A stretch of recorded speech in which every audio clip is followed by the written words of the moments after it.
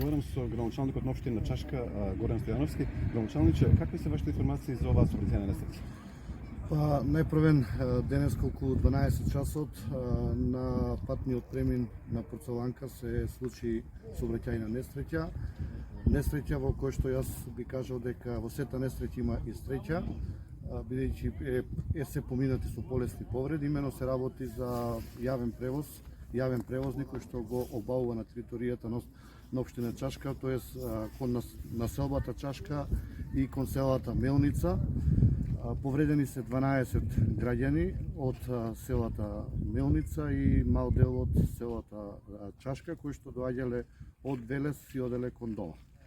Првично е тоа, моментално ќе одам сега во болница да ги посетам повредените, ги посетив тука лицата кои што биле во самото комбе, добри се, малце растревожени, но се надеваме дека ќе биде све добро како што треба да биде.